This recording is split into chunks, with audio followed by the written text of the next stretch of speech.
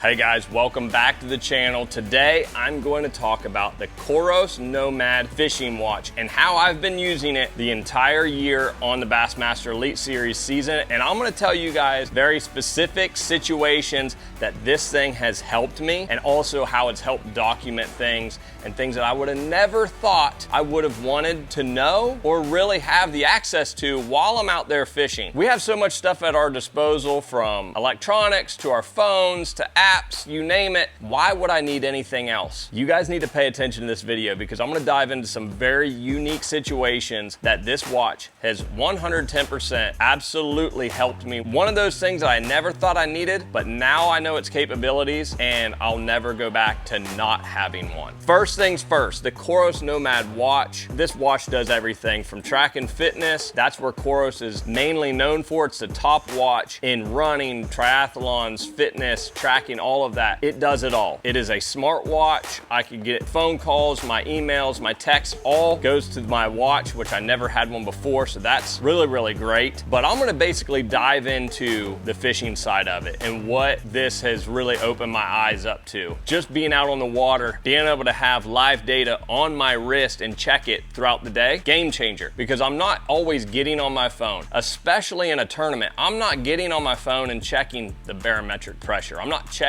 certain things. Now, if I have to, I will, but more times than not, it's the next cast. We're wasting time if we're on our phones. That's where the COROS NOMAD watch really comes in clutch. First thing that I'm gonna talk about is the fishing activity log. So every practice, every tournament day, you simply go into the watch, select the activity that you're doing. For me, it'd be boat fishing. You can do shore fishing. You can do all different types of fishing, whether you're a kayak angler, it's all in there. All kinds of different activities for fishing alone. So I'm gonna select boat fishing, and it's gonna start, and it's gonna acquire my GPS signal. It is going to track me everywhere that I go. Ask you to start now.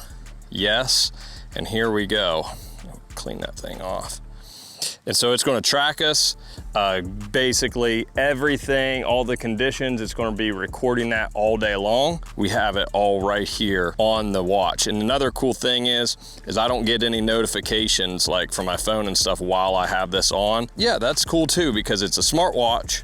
You can get all your updates, but you also can have it set up where you're not getting the updates while I'm out on the water. And I'm gonna be able to drop voice pins, basically anything that I see, like let's say, hey, I caught this fish on a chartreuse crankbait, and I can voice memo that. That's what's super nice about it. I don't have to type it in. I can voice memo, caught this fish, 2 pounds, 0 ounces on a chartreuse crankbait. And it's gonna log it, it's gonna save it, it's gonna keep it on the COROS app. Fish catch, 2 pounds, 10 ounces. Let's get back after it.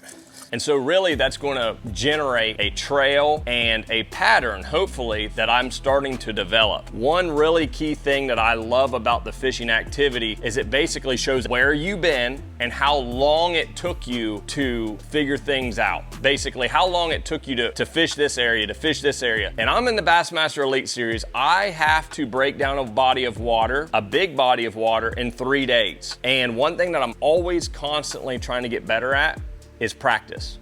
How do I practice better, faster, and more efficiently? This thing pushes you to do that, because yes, on your Lowrance units, I can go back and I can see my trail. I can see that I went 27 miles today, but I don't know exactly how much time I spent. We think it, but do you really know? For me, that's always been one of those things. How do I get to the next thing faster? How do I eliminate water and get to the next productive water faster? On the COROS app, it'll show you that heat map at the end of the day, reviewing where you went, and it absolutely will show you how much time you spent, and you don't know it during that day of practice. You see how much time you wasted. It wasn't wasted, but see how much time you spent in unproductive areas. So the next day, what did I learn? I learned not to spend as much time in those places. That upticked my speed in practice. I used it first at Lake Guntersville, and same thing there.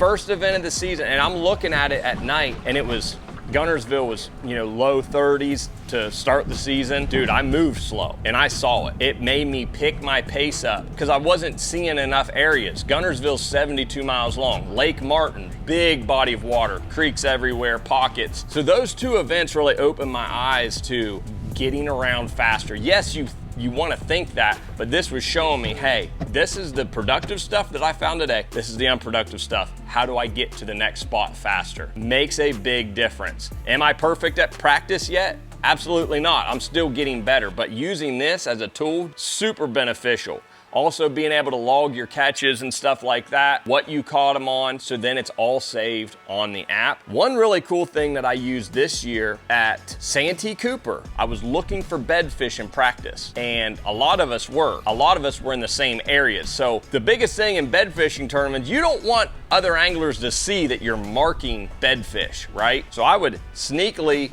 tap my Lowrance unit and mark the bed because there would be an angler over there. I would mark the fish, but I'd also use my voice memo and mark that waypoint, 4-pounder left to stump. That way, that night or later, I could go back to exactly where it was and I could update it in my Lowrance unit, okay? I had to do that 4 or 5 times. So I really like that feature about it. The next thing that really separates this watch is having the barometric pressure right on your wrist. One thing I always check just driving to the lake itself, see this barometric pressure right here? So you can see that it is dropping. This goes back to on-the-fly moments. You have the post-production where you're seeing everything that you did after the day, but on the fly, seeing live updates of what's going on is absolutely incredible. Barometric pressure, you can see the trend on what it's going to be doing. It's really, really good. I've paid attention to that so much. And really, barometric pressure, it's that fishiness. It's that gut instinct of when you feel like you need to move spots or throw a different bait, right? You feel those conditions, high sunny skies, high pressure, or you got a storm coming in, low pressure, and you change tactics. I started paying attention to barometric pressure every single day because I have it right on my wrist at all times. I just glance down at what time it is, but I also see, hey, the pressure's dropping. Hey, the pressure's going up. And you start to put 2 and 2 together of how those conditions are. We as anglers already have that feeling, okay? And if you're a beginner, this is something that would really, really help you out. But even doing it for years like I have, 9 years on the Elite Series, what this has done for me, being able to see that on the fly, basically you have that gut instinct, but you also have the data to back that up, okay? It's not just ooh, I think I should throw a frog. No, it's trending, the barometric pressure's dropping, there's a couple more clouds showing up in the sky, and I can see that it's dropping on my wrist. I need to throw that frog a little bit more. One of the cool things this year at the Arkansas River, we had cloudy conditions, and I watched the pressure all week. Power fishing dream, okay? It was pre-spawn, spawn,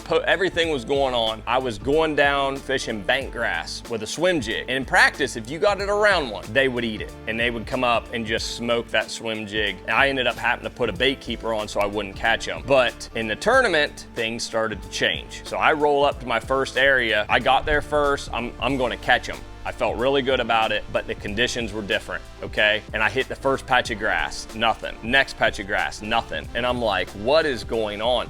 Finally, one missed it.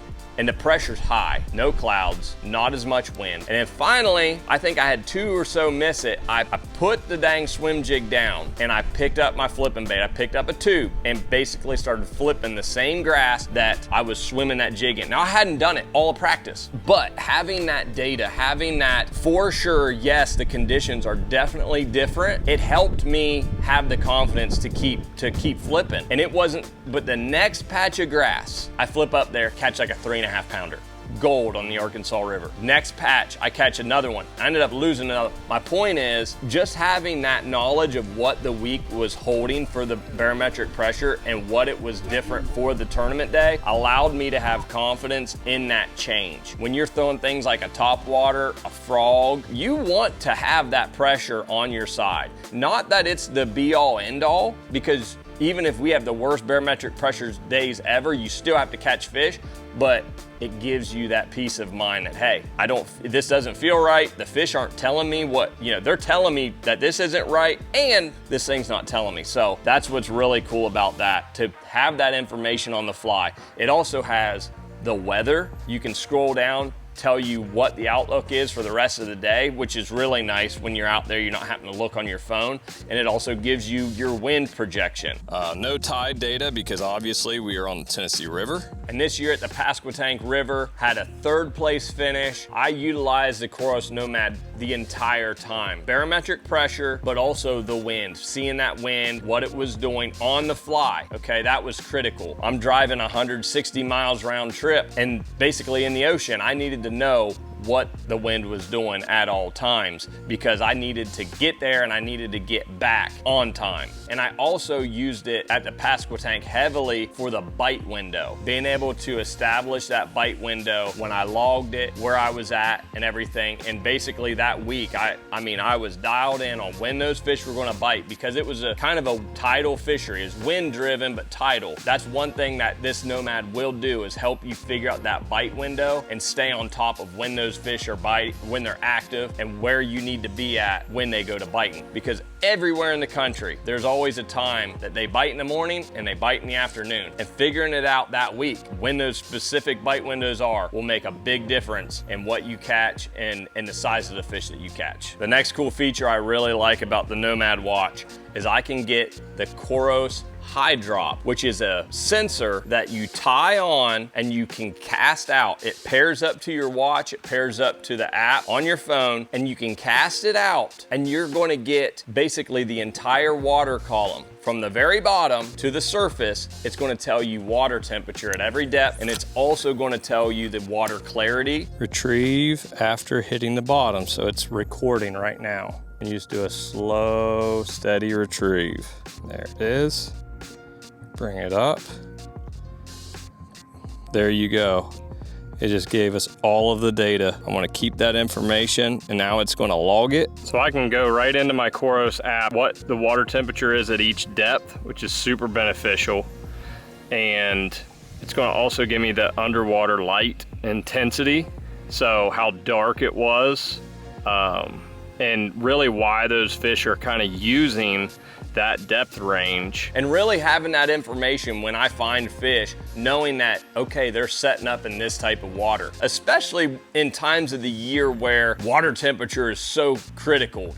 First thing that pops in my mind is pre-spawn. And when I first got the HydroP, it was crazy because we had a super cold winter, and then it warmed up right around the Bassmaster Classic. We had this big warm trend. It warmed everything up. The fish were wanting to push shallow. The water temperature was rising, mid-50s maybe. But then, boom, we got slapped with another major cold front the very next week. And it really kicked back, almost snowed basically. And it really kicked that surface temperature down. When I went out there with the HydroP, what I started testing and when I started casting it in different areas, I'm seeing that the water temperature at 8 to 5 feet was 3 degrees or something. It was much warmer in that zone in 5 to 8 foot of water, 5 to 6 foot of water. It was much warmer than that surface temp. And obviously we have our active target XL transducer. I'm able to see the fish. I'm able to see what's going on in relation to what I'm getting the feedback from the HydroP. All the fish that I was catching was anywhere from 5 to 8 feet of water. Those fish had just pulled out, whether they were suspended or they really wanted to be around a contour, meaning the bottom,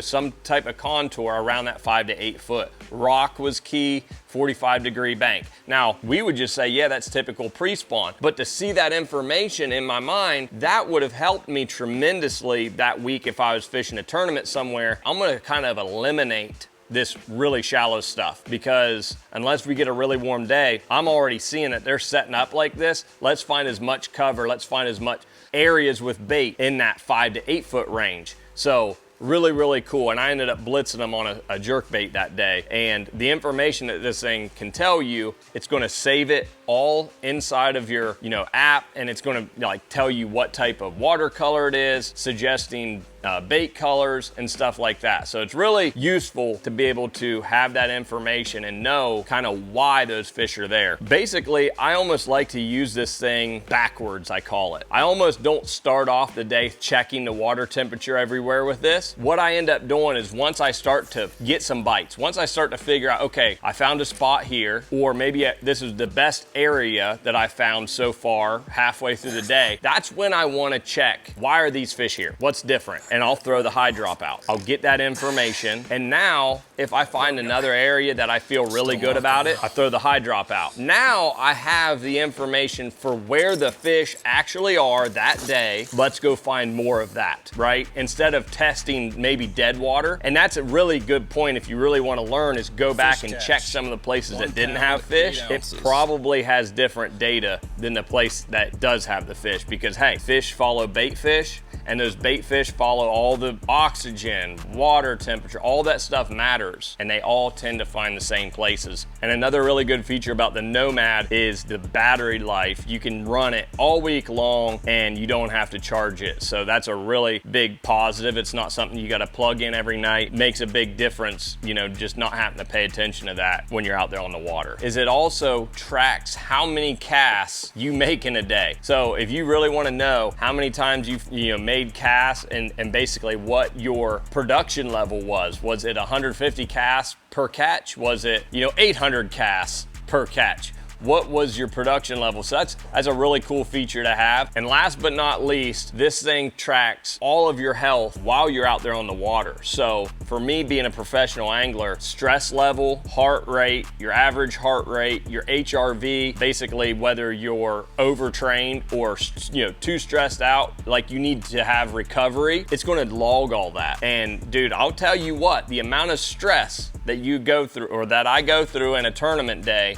fishing professionally, I'm gonna drop some charts up here that you guys can see. It's ridiculous. Basically from the time that I get up, launch my boat, and I'm out there for 8 hours, it's about as high of a level of stress as you could possibly have. The only time that stress level drops is when you catch a big bag or something like that and you're flowing then. It is definitely a high level of stress sport. So it's something to just keep in mind. It tracks your sleep, it tracks all of that. So when you waking up and you got 8 hours of sleep, but was it productive sleep? And really, people want to say fishing isn't a true athletic sport. When you are at an event and you practice 3 days, basically daylight to dark, and then you fish a tournament that more than likely you're fishing 3 out of the 4 days. So now there's 6 days that you are wide open. And I mean wide open, like there's no breaks, doing tackle. It's more the mental aspect of it, right? You're low on sleep, and being able to do this, have that data, tells me if I need to step up my game. And I have, because it's kind of motivated me. It's kind of got me back into my racing shape when I used to race motocross. So that's something that we could all use, a little bit of motivation to get our health back in check. The COROS NOMAD watch, you guys, it makes a difference. If you haven't checked it out, I'll drop the link below. You can get all the information you want on it. And I also have a code that you can use to save you some money on it. But if you're an angler, a serious angler, and you're really into having the data and learning on the fly, being able to see what's going on the fly, I really hope you go check out this COROS NOMAD watch. It's made a big difference for me this year, and I know in the future it's going to continue to help me grow as an angler and help me get better results.